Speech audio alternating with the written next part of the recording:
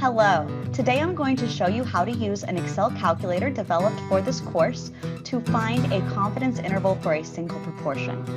We use confidence intervals when we've gathered data and would like to see what values are plausible for the parameter based on the data we're given.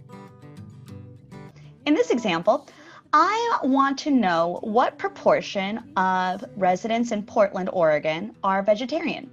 So I went out and I gathered a random sample of 200 people and found that 9% of them were vegetarians.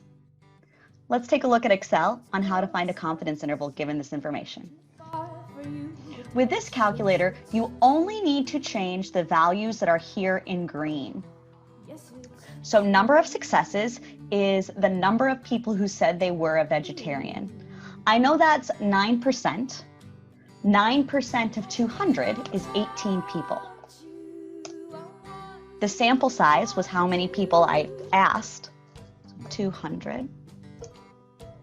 And our confidence level today is going to be 99% confident. I want to be very sure of being able to capture the true value. Here we see our result. The sample proportion is 9%, like we said there.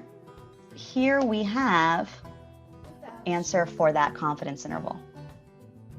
Looking at these results, I could say I'm 99% confident that the proportion of people who are vegetarian in Portland, Oregon, based on this sample, is between 3.79% and 14.21%.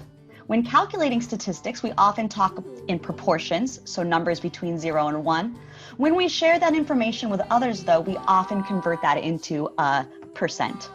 So multiply by 100, add the percent symbol.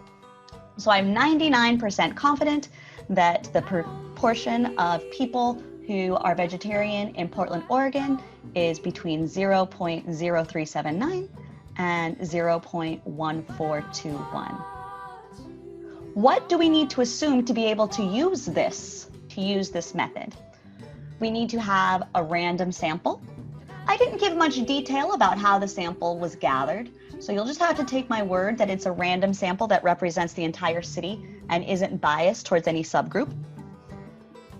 Then we need to have a sample that is large enough. The rule of thumb n times p is greater than or equal to 15, and n times 1 minus p is greater than or equal to 15. In this case, n times p is 18, and n times 1 minus p would be 182. Different texts have different values for this large enough rule. I like to use 15 because it's the more conservative, the safer approach. When interpreting confidence intervals, it's important to remember this isn't a percent chance that the real value is in your interval.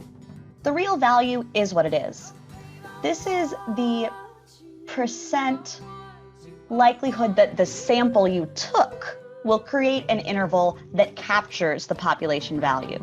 So 99% confident means that of all the possible samples in the world I could take, 99 out of 100 of them would generate a confidence interval that truly has that population proportion inside of it. Thanks for watching. Happy studies.